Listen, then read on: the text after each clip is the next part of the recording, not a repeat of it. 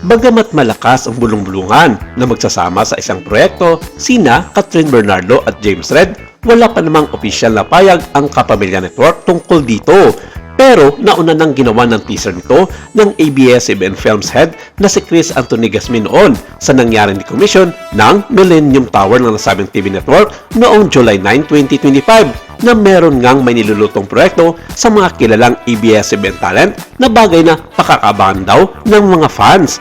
Pero sa kasalukuyan, hindi pa rin nagkakaroon ng Storycon ang nasabing project para i-greenlight na ang tandem ni Catherine at James Red. Kumbaga, hanggat walang pinal na anunsyo, mananatiling espekulasyon lamang ang lahat ng ito. Pagkatapos din kasing pumutok ang mga chika, samut-sari ang naging reaksyon ng mga nagmamarisol online. Meron excited at meron din namang hindi pabor sa kanilang team up. May mga humirit pa ngang salat sa chemistry ang dalawa pagdating sa mga serye at pelikula. Pero how true itong chismis na ito na binigyan daw ng option si James na mamili ng 3 leading ladies na inilatag sa kanya. In other words, siya ang may kay at may control na mamili ng partner na feel niyang makatrabaho o babagayan niya. Ang siste, may mga tweet ang bubuhit na isa di umano sa option para maging katambal niya ay si Catherine Bernardo. Sa umpukan naman ng mga chismosang kapitbahay, pinag-uusapan ang development na ito. Kung true ba ito, edi bongga si James. Ibig sabihin, ang laki ng pananalig ng kanyang network sa kanyang drawing power.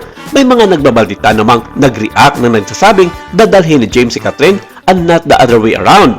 Samantala, usap-usapan naman ngayon na ang jowa di umano ni Atasha Mulak ay ang anak ng bilyonaryong si Ramon Ang na si Jacob. Napansin umano ang pag-share ni Jacob sa social media ng trailer ng first movie ng dalaga. Marami ang nagsasabi na nakafollow sa isa't isa sa Instagram sina Atasha at Jacob Ang. Nirepost naman ng mga netizen sa kanilang TikTok at Instagram story ang pag-share ni Jacob na kanilang na-screenshot. Sa caption ng uploader, nagtanong ito kung si Jacob ba ang sinasabing rumored boyfriend ni Atasha. Kinilig naman ang mga fans ni Atasha dahil matatabunan na raw ang chismis between Mayor Vico Soto at Atasha. May nagsabi pang approve daw kina Aga Mulak at Charlene Gonzalez kung totoo ngang may relasyon ang dalawa.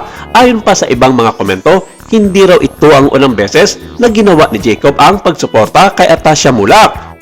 May isa pa nga raw na photo na nakasama umano si Jacob kung saan nagbabakasyon na pamilya sa Hong Kong. May chikang si Aga umano mismo ang nagpost na nasabing larawan pero agad daw naman itong binura ng aktor.